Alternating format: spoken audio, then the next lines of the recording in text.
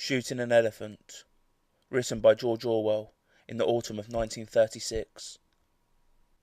In Malmine, in Low Burma, I was hated by large numbers of people. The only time in my life that I'd been important enough for this to happen to me.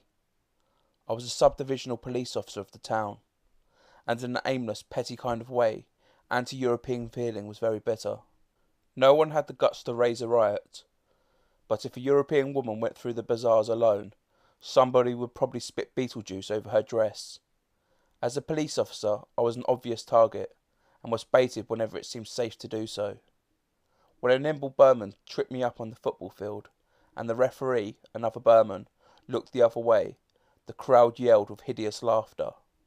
This happened more than once. In the end, the sneering yellow faces of the young men that met me everywhere, the insults hooted after me when I was at safe distance, got badly on my nerves. The young Buddhist priests were the worst of all. There were several thousands of them in the town, and none of them seemed to have anything to do except stand on street corners and jeer at Europeans. All this was perplexing and upsetting, for at the time I had already made up my mind that imperialism was an evil thing, and the sooner I chucked up my job and got out of it the better. Theoretically, and secretly of course, I was all for the Burmese, and all against their oppressors, the British. As for the job I was doing, I hated it more bitterly than I perhaps can make clear. In a job like that, you see the dirty work of empire at close quarters. The wretched prisoners huddling in the stinking cages of the lockups. The grey, cowed faces of the long-term convicts. The scarred buttocks of the men who had been flogged with bamboos. All these oppressed me with an intolerable sense of guilt. But I could get nothing into perspective. I was young and ill-educated, and I had had to think out my problems in the utter silence that is imposed on every Englishman in the East.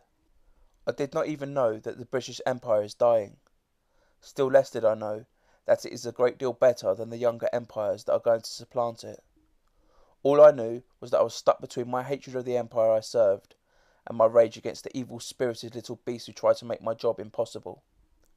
With one part of my mind, I thought of the British Raj as an unbreakable tyranny, as something clamped down in a secular simulacrum upon the will of the prostrate peoples.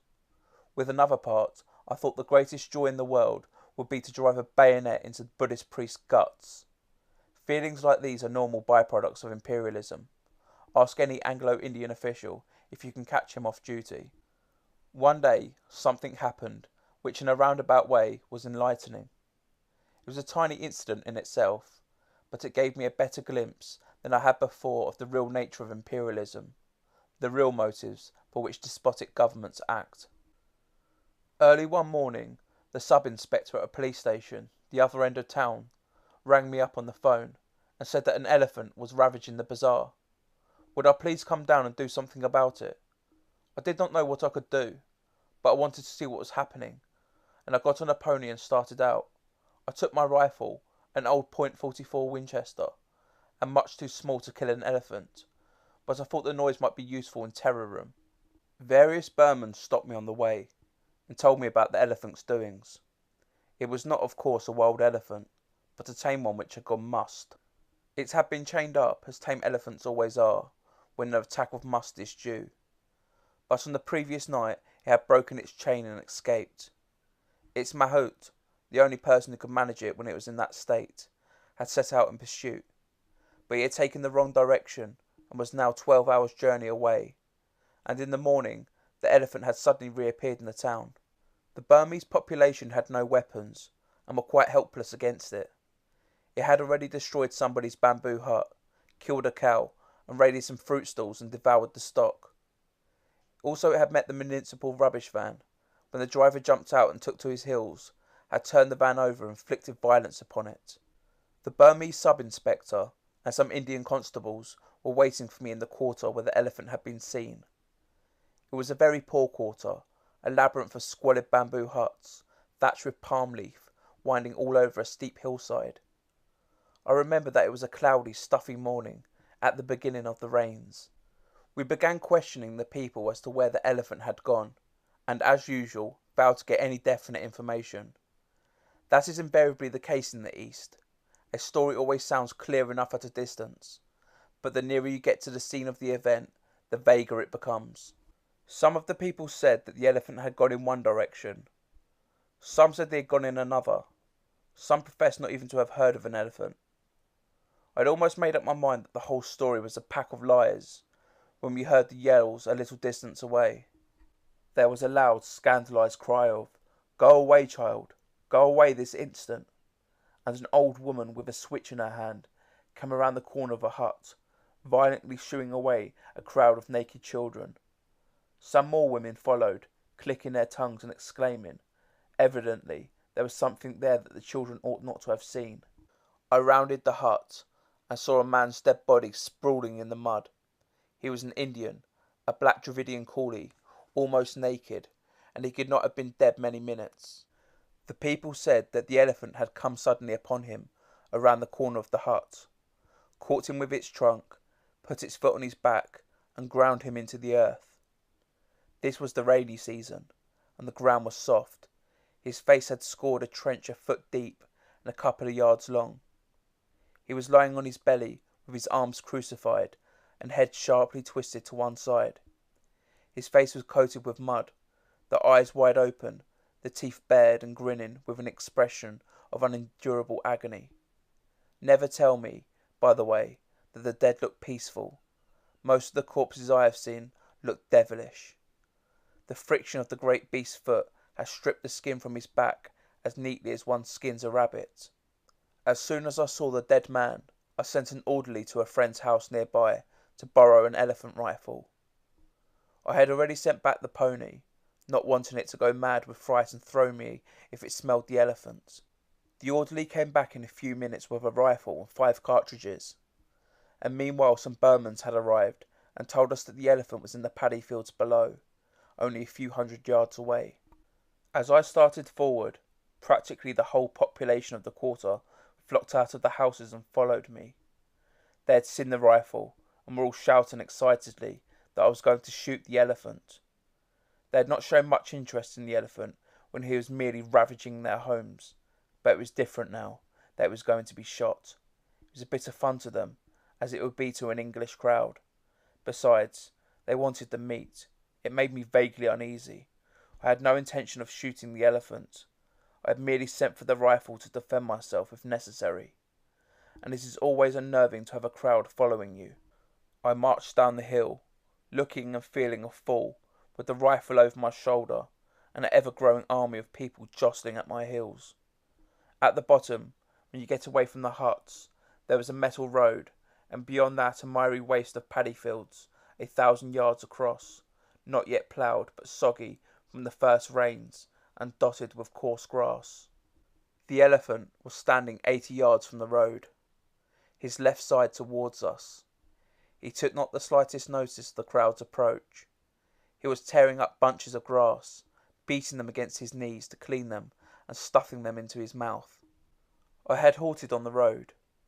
As soon as I saw the elephant, I knew with perfect certainty that I ought not to shoot him. It is a serious matter to shoot a working elephant. It is comparable to destroying a huge and costly piece of machinery, and obviously one ought not to do it if it can possibly be avoided. And at this distance, peacefully eating, the elephant looked no more dangerous than a cow. I thought then, and I think now, that his attack of must was already passing off, in which case he would merely wander harmlessly about until the mahout come back and caught him. Moreover, I did not at least want to shoot him. I decided that I'd watch him for a little while to make sure that he did not turn savage again and then go home. But at that moment I glanced around at the crowd that had followed me. It was an immense crowd, 2,000 at least, and growing every minute. It blocked the road for a long distance on either side. I looked at the sea of yellow faces above the garish clothes, faces all happy and excited over this bit of fun, all certain that the elephant was going to be shot. They were watching me as they'd watch a conjurer about to perform a trick. They did not like me, but with the magical rifle in my hands, I was momentarily worth watching, and suddenly I realised that I should have to shoot the elephant after all. The people expected it of me, and I had got to do it. I could feel their 2,000 wills pressing me forward irresistibly. And it was at this moment, as I stood there with the rifle in my hands, that I first grasped the hollowness, the futility of the white man's dominion in the East. Here was I, the white man with his gun, standing in front of the unarmed native crowd, seemingly the leading actor of the piece, but in reality I was only an absurd puppet, pushed to and fro by the will of those yellow faces behind. I perceived in this moment that when the white man turns tyrant, it is his own freedom that he destroys. He becomes a sort of hollow, posing dummy, the conventionalised figure of a sahib. For it is the condition of his rule that he should spend his life trying to impress the natives, and so in every crisis he has got to do what the natives expect of him. He wears a mask, and his face grows to fit it. I had got to shoot the elephant. I had committed myself to doing it when I sent for the rifle. A sahib has got to act like a sahib. He has got to appear resolute, to know his own mind, and do definite things. To come all that way, rifle in hand, with 2,000 people marching at my heels, and then to trail feebly away, having done nothing. No, that was impossible. The crowd would laugh at me, and my whole life, every white man's life in the East, was one long struggle not to be laughed at. But I did not want to shoot the elephant. I watched him beating his bunch of grass against his knees, with that preoccupied grandmotherly air that elephants have. It seemed to me that it would be murder to shoot him. At that age, I was not squeamish about killing animals, but I had never shot an elephant, and never wanted to. Somehow it always seems worse to kill a large animal. Besides, there was the beast's owner to be considered. Alive, the elephant was worth at least £100. Dead, he would only be worth the value of his tusks, £5 possibly. But I had got to act quickly. I turned to some experienced-looking Burmans who had been there when we arrived, and asked them how the elephant had been behaving. They all said the same thing. He took no notice of you if you left him alone, but he might charge if you went too close to him. It was perfectly clear to me what I ought to do. I ought to walk up to within, say, 25 yards of the elephant, and test his behaviour. If he charged, I could shoot. If he took no notice of me, it would be safe to leave him until the mahout come back. But also, I knew that I was going to do no such thing. I was a poor shot with a rifle, and the ground was soft mud into which one would sink at every step. If the elephant charged and I missed him, I should have about as much chance as a toad under a steamroller. But even then, I was not thinking particularly of my own skin, only of the watchful yellow faces behind, for at that moment, with the crowd watching me, I was not afraid in the ordinary sense, as I would have been if I had been alone. A white man mustn't be frightened in front of the natives, and so, in general, he isn't frightened.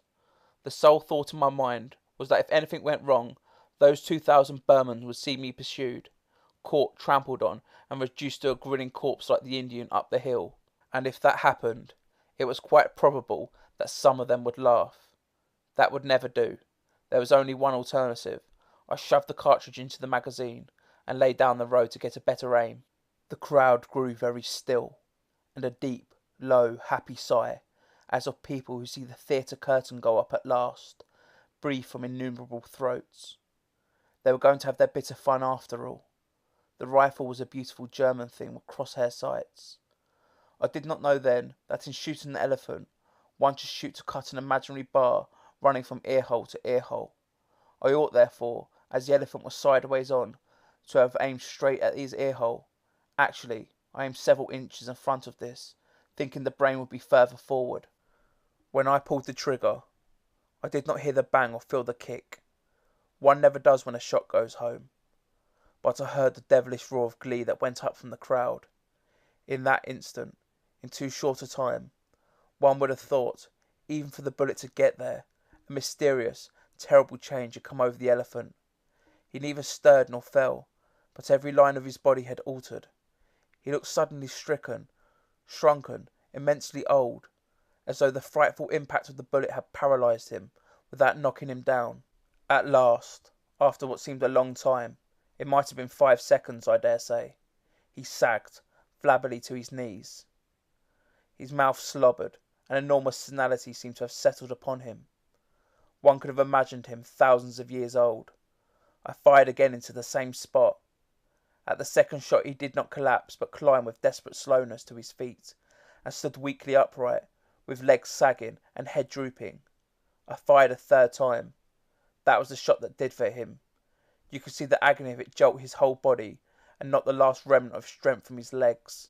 But in falling, he seemed for a moment to rise, for as his hind legs collapsed beneath him, he seemed to tower upward like a huge rock toppling, his trunk reaching skyward like a tree. He trumpeted for the first and only time, and then down he came, his belly towards me, with a crash that seemed to shake the ground, even where I lay. I got up. The Burmans were already racing past me across the mud. It was obvious that the elephant would never rise again, but he was not dead. He was breathing very rhythmically, with long rattling gasps, his great mound of a side painfully rising and falling. His mouth was wide open. I could see far down into the caverns of his pale pink throat. I waited a long time for him to die, but his breathing did not weaken. Finally I fired my 2 remaining shots into the spot where I thought his heart must be. The thick blood welled out of him like red velvet, but still he did not die. His body did not even jerk when the shots hit him. The tortured breathing continued without a pause. He was dying, very slowly and in great agony, but in some world remote from me, where not even a bullet could damage him further. I felt that I had got to put an end to that dreadful noise. It seemed dreadful to see the great beast lying there, powerless to move and yet powerless to die, and not even able to finish him. I sent back from my small rifle, and poured shot after shot into his heart and down his throat. They seemed to make no impression. The tortured gasp continued as steadily as the ticking of a clock. In the end, I could not stand it any longer, and went away. I heard later that it took him half an hour to die. Burmans were arriving with dars and baskets even before I left, and I was told they stripped his body almost to the bones by the afternoon. Afterwards, of course, there were endless discussions about the shooting of the elephant. The owner was furious, but he was only an Indian and could do nothing. Besides, legally, I'd done the right thing, for a mad elephant has to be killed, like a mad dog, if its owner fails to control it. Among the Europeans, opinion was divided. The older men said I was right. The younger men said it was a damn shame to shoot an elephant for killing a coolie, because an elephant was worth more than a damn Korangi coolie. And afterwards, I was very glad that the coolie had been killed. It put me legally in the right, and it gave me sufficient pretext for the shooting the elephant. I often wondered whether any of the others grasped that I had done it solely to avoid looking a fool. Their oppressors, the British. As for the job I was doing, I hated it more bitterly than I perhaps can make clear. In a job like that, you see the dirty work of empire at close quarters. The wretched prisoners huddling in the stinking cages of the lockups.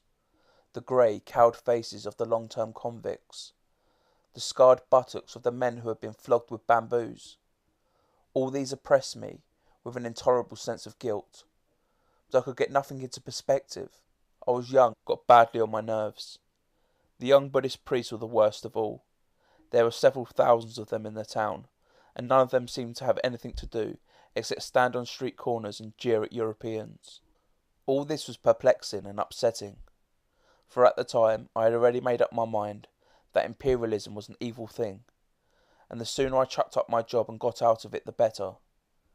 Theoretically, and secretly of course, I was all for the Burmese, and all against Shooting an Elephant, written by George Orwell in the autumn of 1936. In Malmine, in Low Burma, I was hated by large numbers of people.